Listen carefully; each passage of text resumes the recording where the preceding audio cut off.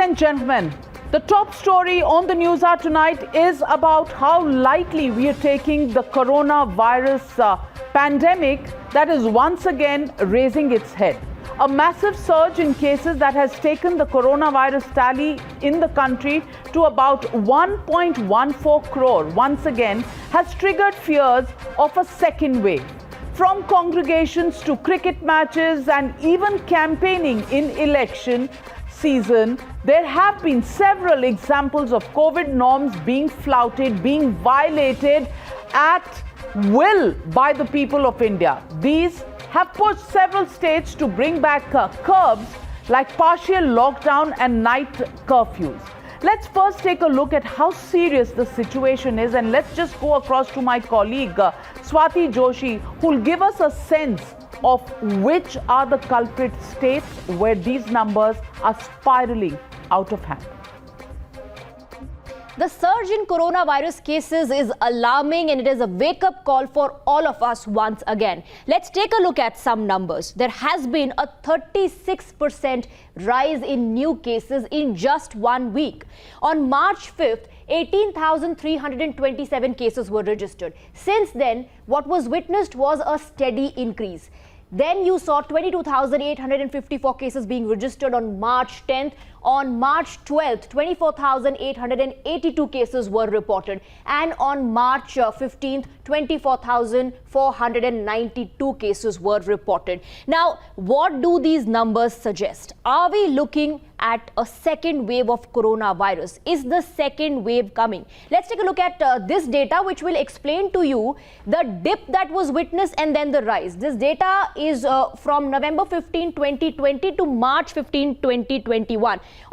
In November 15, 2020, 4,65,000 cases were reported, and then you see this decline in numbers. It dropped to 1,13,000 cases in February 15, but then there was this sudden spike. 2,23,000 cases in the month of March on 15th March 2021, which constitutes 1.96% of the total cases. These are active cases we are talking about. And where are all these numbers coming from? 84% of the new cases that are being reported are specifically from 6 states. Let's take a look. These numbers are coming in from Maharashtra, Punjab, Kerala, Karnataka, Gujarat and Tamil Nadu. But the biggest concern are the numbers coming in from Maharashtra. Take a look at this. 15,051. So most of the cases that are being reported, new cases that are being reported, are all coming from the state of Maharashtra. Then you see 1,818 being reported from Punjab, 1,054 from Kerala, 932 from Karnataka, 890 from Gujarat and 836 from the state of Tamil Nadu. Now, on one hand, of course, you're witnessing this spike in corona cases. On the other hand, the pace of the vaccination drive is also a big concern.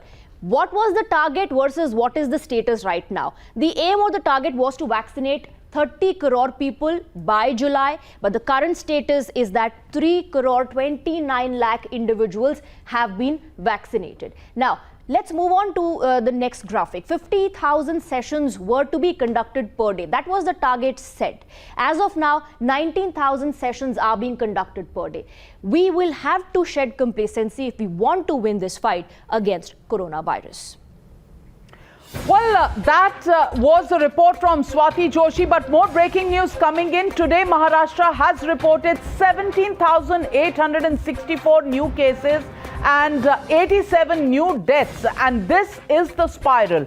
84% of the overall corona infections are coming from one state, the state of Maharashtra. Let me get in Dr. Randeep Guleria. He's the director of the All India Institute of Medical Sciences. And Dr. Guleria, good evening to you. And I want to ask you, are we already spiraling or out of hand on this second surge of COVID cases that we are seeing in the last 10 days?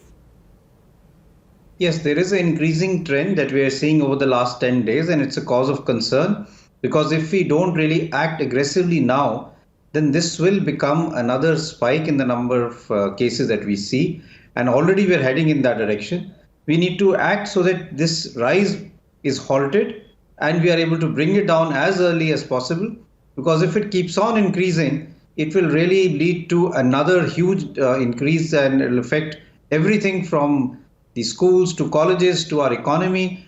and we'll see a lot of restrictions coming into place.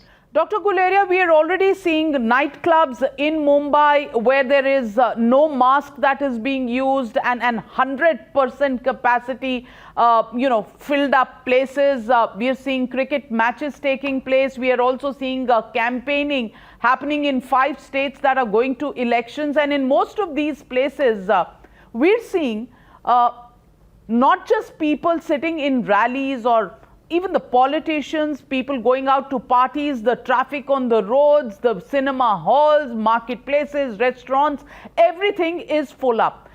Do you think we once again have to move towards a lockdown because that will give people the jitters about the economy? Or do you think we're going to be able to stop this spiral of numbers by doing something a little more sensibly in this case?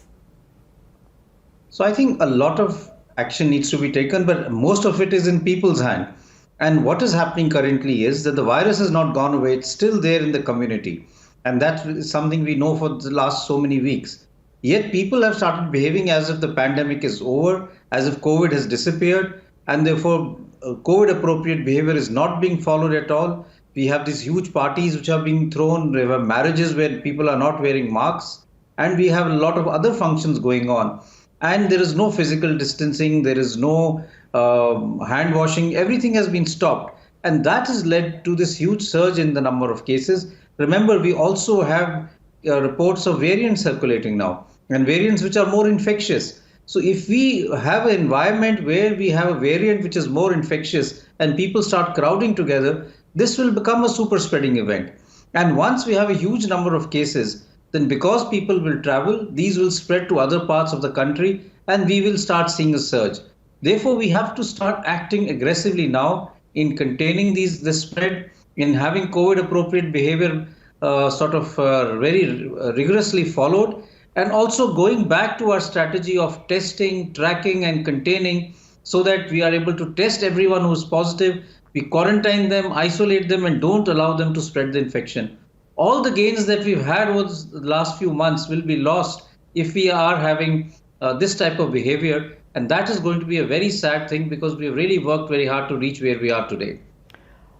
Dr. Guleria, the biggest problem is that vaccinations are now out and people above 60 years of age and those above 45 with comorbidities were supposed to get vaccinated, but we are not seeing the takeoff as had been expected. 50,000 was something that we expected would be vaccinated every day. The levels at 19,000. What do you think is the critical mass that we need for a herd immunity? And are we going to really reach that number? Because by July, we should have had a number of 80 crores. We are still struggling at about 3.19 crore people who have taken the jab. Where are we going on the vaccination front? So we do need to increase our vaccination centers. We also need to see how we can motivate people to come forward and get themselves vaccinated. Remember, even now, we are not seeing that there are vaccination, there's a huge waiting list for vaccinations. Even the current vaccination centers are not having 100% capacity. There are still walk-ins which are being entertained. And we also know that in certain areas, especially rural India, we are not able to provide the type of vaccination that we would like to do. So we need to have more centers. We need to really encourage those individuals who are in the high-risk group to come forward and get themselves vaccinated. We need to develop strategies so that we can reach out to them.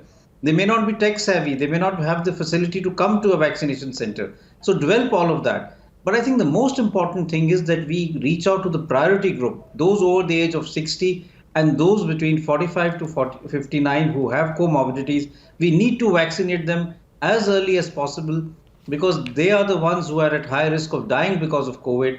And if we have a surge in the number of cases, we don't want to have a surge in the number of deaths. So I think we need to develop strategies to reach out to these individuals and have more and more vaccination. The target was to really reach at almost 5 million vaccinations per day. I hope that we can do that in the next few days.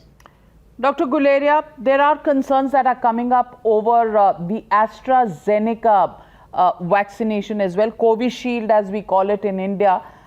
How worried would you be with the kind of reports that we've seen about clotting, about various side effects that have come up, and several countries like Denmark, Norway, Iceland, Bulgaria, Germany, Italy, France and Spain have banned the AstraZeneca vaccination. Dr. Guleria, why don't you advise our viewers whether this vaccination is safe or not? Because in most private hospitals, people are depending on Covishield, which is being administered on most people walking in for their vaccinations right now. So 2 or 3 things. One is the vaccination is not banned, it's been put on hold till they're able to get more data. Secondly, we must understand that this is based on reports that there's been some blood clotting, which means embolism or deep vein thrombosis occurring in some individuals, around 30 or 40 in the European countries. But if you look at the number of people who've been vaccinated, even if you look at UK and Europe, more than 17 million people have been vaccinated with AstraZeneca vaccine. And if you look at India, we have had more than 3 crore people who have been vaccinated, and most of them have got Covishield, which is the AstraZeneca vaccine. We've not seen any red flag suggesting that there is a higher chance of blood clotting in our population or what has been reported from other countries. So the issue is the cause and effect. It seems likely that these individuals who are high risk for clotting as it is because of their age, because of other comorbidities, may have developed a clot which is coincidental rather than related to the vaccine. And therefore, it seems that this is something which happened or would have happened even if they had not been vaccinated, and unlikely to be related to the vaccine. However, as abundant precaution, many countries have put it on hold till they get more data in, and everyone is looking at the data to see is there a cause and effect relationship. But most regulatory authorities that have looked at the data had said that it's unlikely that the vaccine is causing this, and therefore I would just say that it is safe and we should continue getting the vaccine, because the benefit of the vaccine far outweighs any minor risk that may be there, which seems very, very unlikely. But Dr. Guleria, the WHO is holding a meeting tonight to take a final call on the AstraZeneca vaccine. Are you saying India should not reconsider its decision to use the AstraZeneca Covishield vaccine? Should people go ahead without any fear for this vaccination? Is that something you would recommend? Yes, I would say that we have not enough data to say that this vaccine is not safe. It is actually very safe, and we have a large number of individuals who have received the vaccine in our country. They have been followed up not only in the trial but even now, and we haven't had any such reports of clotting happening in our population. Or even if you look at the global numbers, it's actually very, very minuscule. So it seems unlikely to be a risk factor as far as the vaccine is concerned. I would encourage everyone to come forward and get themselves vaccinated. This is the other weapon that we have, along with COVID-appropriate behavior, if we want to come out of this pandemic and bring this surge that we're seeing currently down as early as possible. Well, on that note, thank you very much, Dr. Guleria, and I hope our viewers are convinced and will go and take the jab, because that's the only way to fight the coronavirus. The surge is coming and we need to go back to the basics: wearing our masks, social distancing, avoiding crowded places, and of course, washing our hands several times a day. Thank you, Dr. Guleria, for joining me on the Newshour tonight. Thank you.